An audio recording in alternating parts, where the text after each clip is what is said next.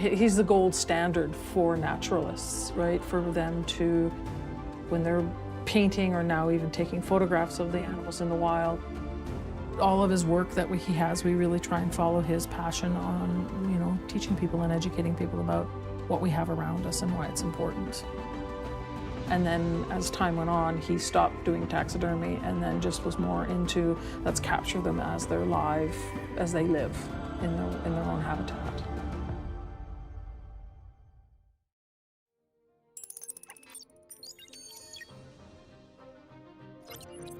Allan Brooks left a legacy that goes beyond art and ornithology. He inspired generations to appreciate and protect the natural world. Today, we visit the Allan Brooks Nature Centre, a place dedicated to his memory and the breathtaking landscapes he once loved. Let's see how his work continues to inspire.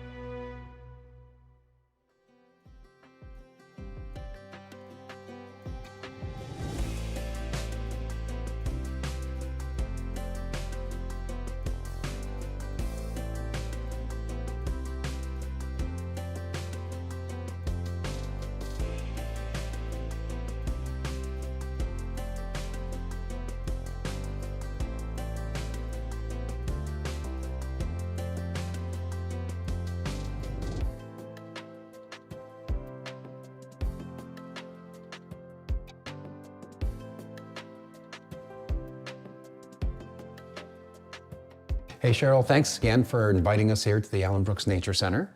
I'm really blown away with everything that you guys have, but the most important thing I'm blown away with is the view. You were telling me off camera here that sometimes there's real estate agents that you invite up here so they can actually take a look at some of the locations their clients are thinking of moving to. Yeah, that's one of the programs we really want to get going. People that come to the beautiful North Okanagan, to Vernon and the area, you know, they really don't understand sort of the scope of what they're moving into. They want the beautiful views of the lakes when they purchase, or they want access. But coming up here, they get a true sense of what is here. So from the viewpoint, you can see Silver Star, you can see way down the Coldstream Valley. You can see all three lakes. We can see all three lakes. You can't see that everywhere. No, you can't, and especially in summer when Kalamaka is in its full Merle Lake glory, where it is that beautiful, vibrant turquoise, where it just shimmers. This year, there were some days that you just thought it was magic, like someone had dumped a bunch of blue dye in it, and it was just an amazing show for people that came up, and everyone was just completely awed by the beauty of it, but just the beauty of the region that we live in. And I think that's very key, because when you come up here, you see the beauty. And then with Allan Brooks, we also are we're very focused on education, so we talk about, you know, what's going on around you. And when you come into the center, we are showcasing, you know, the very ecosystems that people are going to run into in this area too. So if you head to Coldstream or go up to Coldstream Mountain, we're showcasing that. If you're going down towards the lakes, we showcase the riparian areas, the marshlands, and, you know, that area. Or we, you know, even up to the subalpine, you know, towards Silver Star, where we also tell people about those areas and why they're important to our community.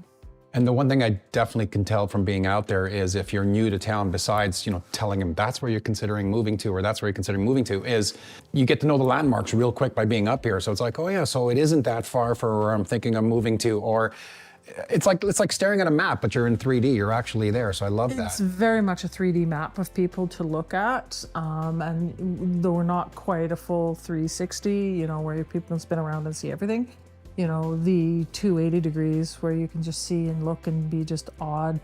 You can come up here and have a picnic if you want and just enjoy the view as a family or as an individual. Walk around the site too. We have a grasslands pond down below where people are able to see how that works within the grasslands. And it's a huge educational tool for us, for schools and for any visitors that come here. Awesome.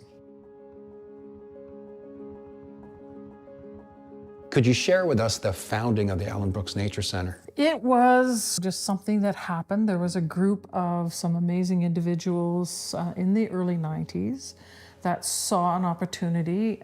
Environment Canada decided in the 80s that they didn't feel they needed this site anymore. They wanted to downsize. They felt they wanted to change the technology. They were doing a whole bunch of things, and they decided. So what was this site actually used for? This site was actually a weather station. Oh, well, it makes sense.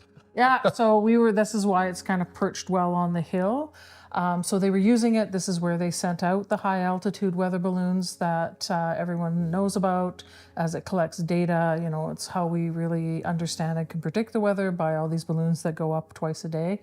And it still does that. The site still does it. They've come back with a much smaller version of these buildings. We have 2 buildings on site. One was the equipment room where they looked and watched everything, and then there was the hydrogen building where they actually created hydrogen, put it in the balloons, and then released the balloons from there. So that was a hydrogen release. The new system that we have, which is basically a 20-foot sea can with a big bubble on top. Wow. It releases everything automatically, but it's supported by helium. So it's a lot safer because this is a public site. So we don't really want anything that could probably go boom. Imagine what Allan Brooks himself would say now if he saw something like that, the technology that we have these days or something like that. Yes, the technology that we have to his time, he would probably just kind of go crazy, because now we don't have to go out, you know, with Allan Brooks. When he went out into the wild looking at animals, he would shoot them, right? And then he would have them as display so he could get a much accurate, you know, drawing of them, because his paintings are much more accurate of the time, because he really believed in, you know, putting the animals that he was documenting in their own habitat. So all of his artwork, you'll see there's some sort of background. Whereas if you look at his contemporaries of that time, you just see the animal. So you have no concept if it's where it actually is sitting. In, you know, if it's a grasslands bird, if it's a red-tailed hawk, you know, what that's looking like. We have actually an original piece of artwork at the center of a peregrine falcon sitting sort of on a rock, because they're very much cliff. They like height. They want a place where they can launch and get speed. And that's one thing I noticed too when we were going out and we were with a bird watching group, et cetera, is 80 years ago or 100 years ago, I mean, look at the footwear we even have now and the technology. There's apps that tell you what the bird, like you can actually, like the app will tell you what kind of bird it is from the sound. Yeah. And back then, just like my grandfather or my great-grandfather, they always dressed to the nines. They had dress shoes with leather bonnet, like leather soles. Like you weren't getting any traction when you're going up and down these mountains and bird watching. It's phenomenal what he went through back in the day. Well, and even our technology, just the basic, like the telescopes and the binoculars that we have, the cameras, like we have people come up. We're part of the BC Bird Trail. So people will come up and, you know, with their cameras, and the cameras are bigger than they are.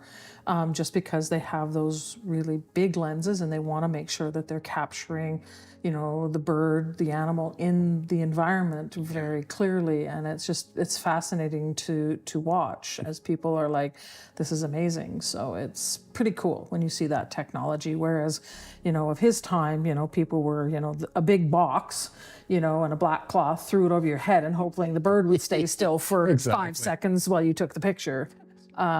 But now it's just instantaneous, and with the digital cameras, then you can see instantaneously of what you have, and you can delete, you know, half of the 1,000 pictures you took. Yeah.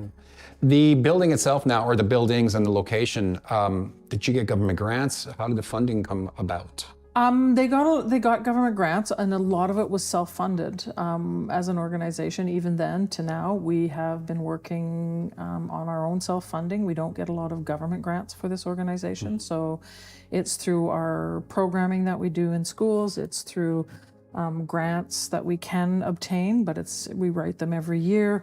It's through incredibly generous donations from businesses in the community, individuals, through our memberships. So that's really how we sustain ourselves, as well as we have an admission to the center, but we do admission by donation, as we all feel very strongly, the board, the staff, and the volunteers feel that we need the site to be accessible to everyone.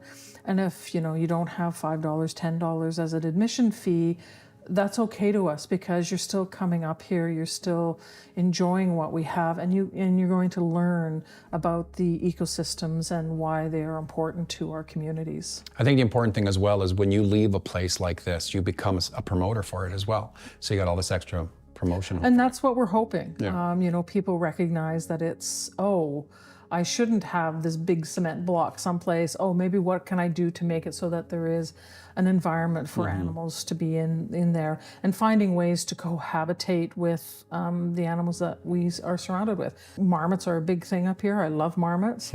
But this is their habitat, so we don't disturb them. We don't disturb them. They're very happily running around, yelling at us, watching. But nature gets to take its course up here. Yes. But when we build things in town, where we're building these beautiful retaining walls and rock walls, that's perfect habitat for them. Yeah. And they'll eat anything that if they get a taste for it. And you just have to figure out what's going to cohabitate with them. If it's a danger, absolutely they can be moved and brought someplace where it's a little bit more conducive to their habitat. But it's very difficult. They're not an endangered species here, so they're quite plentiful. Nice. But it's pretty cool. I love them. Yeah, I do too. They make me laugh every time. How did the Allan Brooks Nature Centre all come about? It started in the early 90s after Environment Canada and climate change decided that this building and site was redundant. They moved their technology to another location so they could downsize it. As everything going on in the 90s, everything was downsizing. So this building became abandoned, and there was a group of very passionate people within the community that looked at the building and went, that's a perfect opportunity, and they marshaled their resources and themselves. They created a plan that is very detailed on what the site should be. Roseanne Van E created it, who was also one of the founders of Allan Brooks Nature Centre. So they put it all together, and they became a society in 1997, feeling that this was something that was important to the community. The Allan Brooks Nature Society, it would have been called? So yes, so they became the society, and then they were negotiating with Environment Canada. They were like, we think this is great, we have it?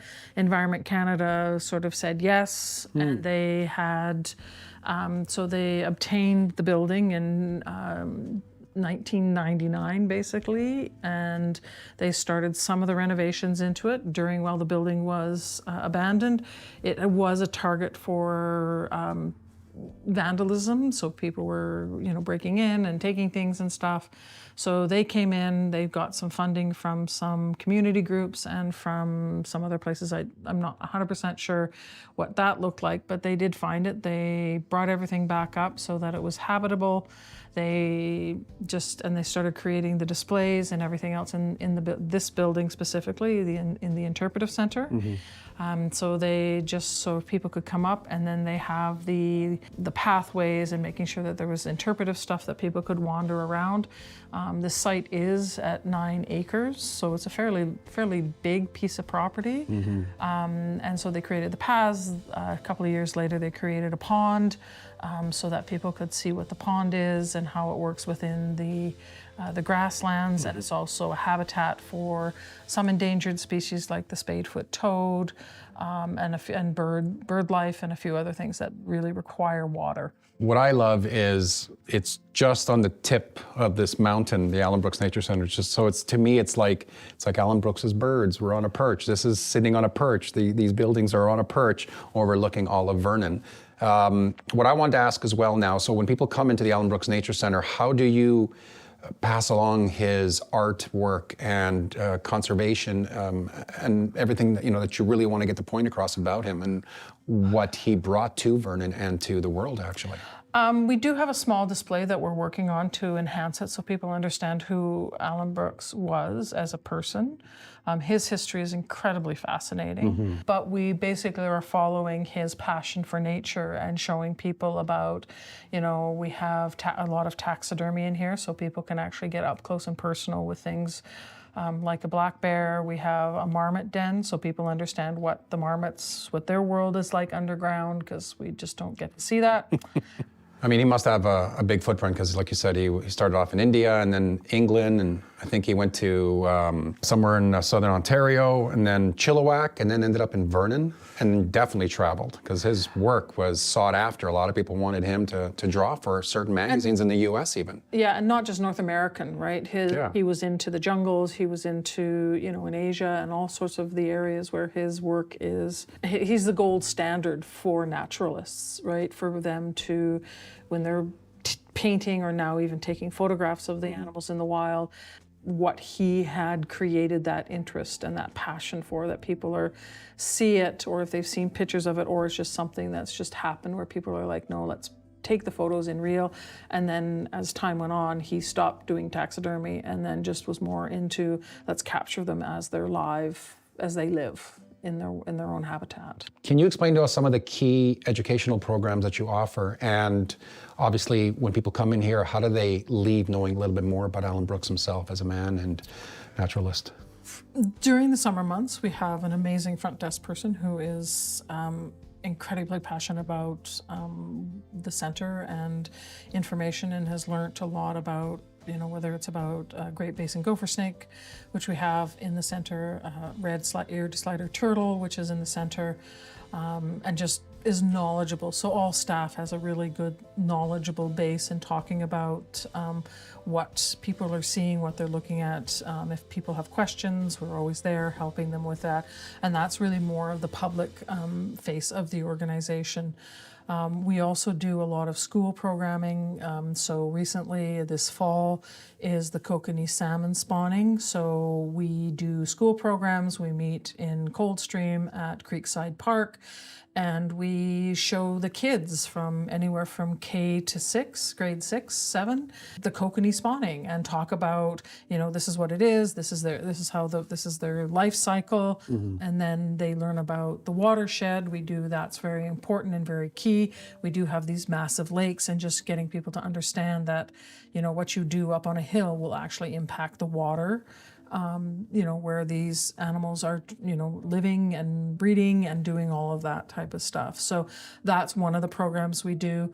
Then we also do what's called Nature in the Classroom. So we go into the schools and we provide programming, again, to grades K to 7, where we talk about it's based on the school curriculum, the BC curriculum, so every grade is slightly different in regards to what they're supposed to learn. So there's nocturnal program that we have that we bring into the schools and talk to the kids about animals that live at night, or the marshlands, talk about animals that live in the wetlands and the riparian areas. So that's what we have for that type of education.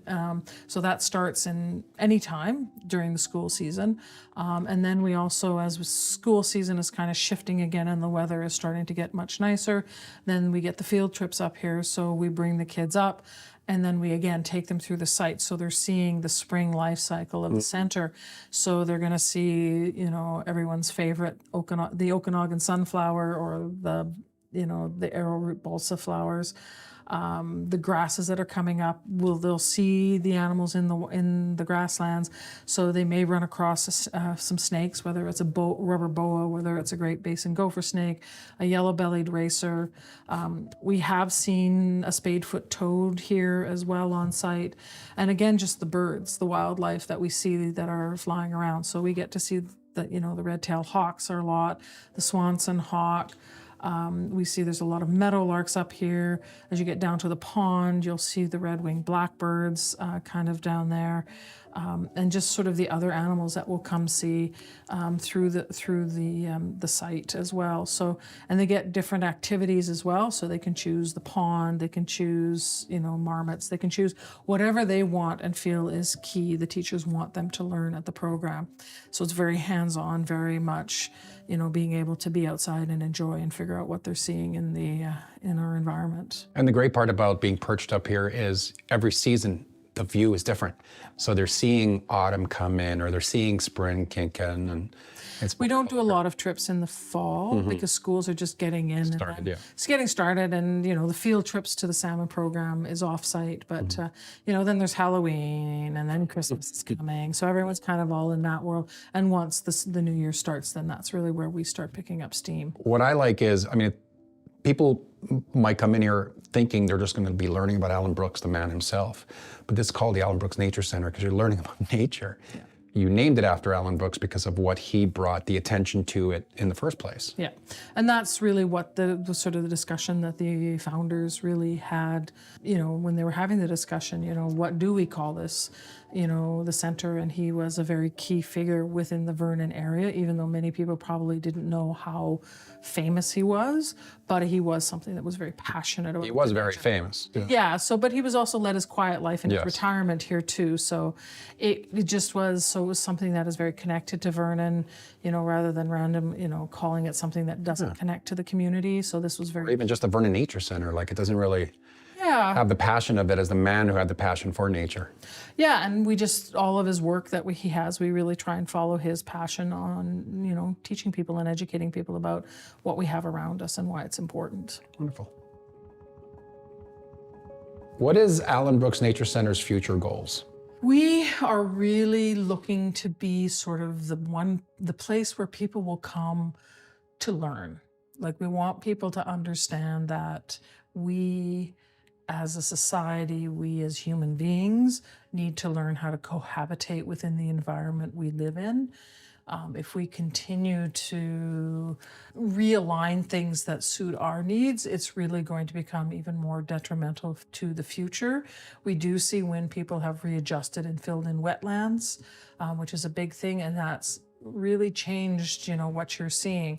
Species are moving on or trying to find locations where, they want to be. But if we are changing it, if we're, moving into more mono-agricultural farming, that's a very detriment because species like the Great Basin gopher snakes, rubber boas, the snakes that live in the grasslands, they have to keep moving because their food source is moving on too. And then, where they den during the winter, that disappears too because of how, managing the farm, their farming.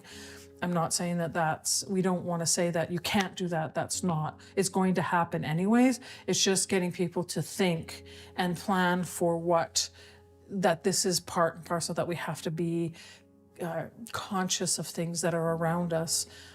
Because if we don't, then it's going to get worse and worse and worse. It's going to catch up to us. It's going to catch up to us. And it has caught up to us in a lot of ways. Yes. We have a lot of species. We are at 1% of the grasslands in the Okanagan Valley at this moment from when it was pre-settlers.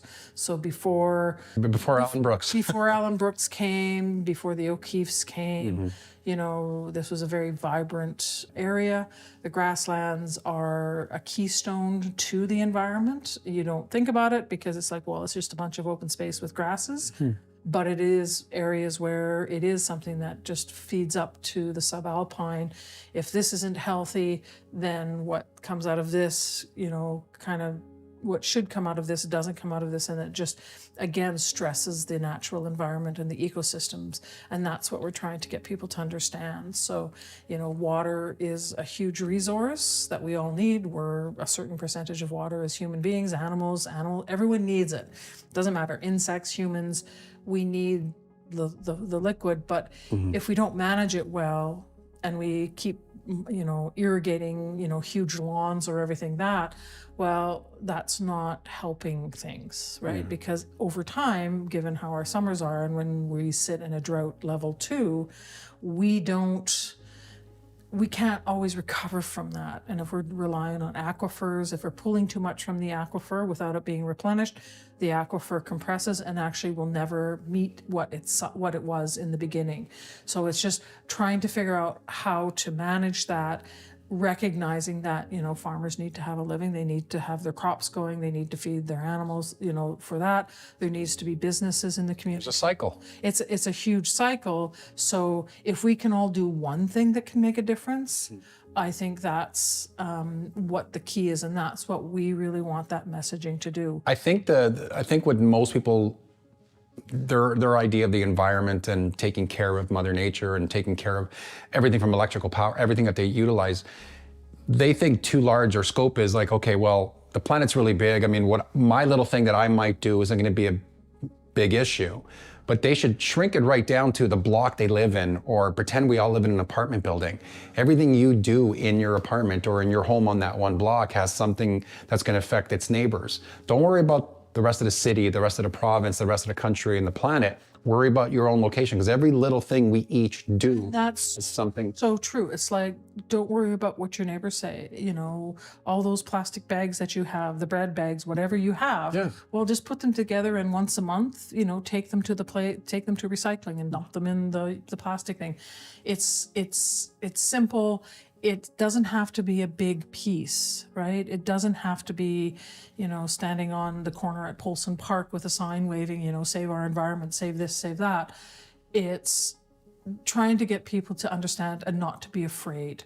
And because people won't do anything if they're afraid, or if they feel it's going to impact them personally. And we're just trying to take that fear factor away, saying, but that's okay. We can have that sort of anxiety about it. But if you do that, if you're planting your garden, plant things that aren't going to take over the landscape. You know, so avoid things like bamboo. If you be a beautiful plant, but it's incredibly invasive if you get the wrong kind. You might think you're the only one in your house, or the only one when you're walking down the street or whatever, but you're sharing this space. We're not alone. Like, we're sharing with a lot of different species, and not just animals. I mean, vegetation as well, and everything else. Vegetation, you know, we have in the summer months, we have the bluebirds are here. So you see these beautiful flashes of blue flying around. The swallows, the tree swallows are around. The meadowlarks are amazing, because I'll come up in the morning beating staff. As I'm opening gates, I'm hearing them singing, you know, in the grasslands. Occasionally we'll see them. You'll see the coyotes come running through. We do have a trail camera on site, so we do get some pretty cool photos of, we've seen a cougar come through, we saw a bear come through, we see deer, we see the coyotes, we see a lot of quail. We also saw a badger come through, you know, which is really amazing for us, because they estimate there's only 300 badgers in BC, period. And as an apex grassland predator, you know, we need to find ways that they can have their habitat and be in their habitats as they go forward. So it's just seeing those things and just getting the excitement of going, this is really cool. You don't get this really in your backyard. Or if you do see it in your backyard, you start panicking because you see a coyote walking by your fence. You know, it's like, oh my goodness, I don't, with that's pretty scary. But it's part of their world too. We are as much guests in their world as they are guests in ours. If people want to learn more information about the Allan Brooks Nature Centre, where can they go? They can visit us at our website at abnc.ca, or just type us in Facebook, and you'll see a lot of stuff going on. We have lots of cool information that comes up every week on Facebook, learning about, I think this week was moss. So before I let you go, I want to ask you, if Allan Brooks were alive right now, what do you think he would say? I think he would be extremely proud of what we've accomplished, and how we are still fulfilling a mandate of educating and talking to people about why we need to preserve what we have. And when you see kids' eyes light up, and even people visiting us light up when they see a red-tailed hawk with something that it's caught, or a bald eagle that's flying, or even turkey vultures that are flying, or a coyote chasing something in the grasslands, and they just see that, it brings them back to nature, and it's just that one moment where they can say, yeah, this was really cool. And I think he would be very proud of what we've accomplished. He probably wondered why you named it after him, because I think he was probably a didn't pretty think humble he was man. pretty humble. Yeah. And I think we would just say, you know what, your legacy has spanned so long that it was just to honor that for the community. Thank you so much. Yeah, no problem. From his early life to his lasting legacy, Allan Brooks reminds us of the beauty that surrounds us and the importance of preserving it. I hope this series has inspired you to see the world in fresh eyes and a deeper appreciation of nature. Thank you for joining me on this journey. Until next time, remember, every story begins with curiosity.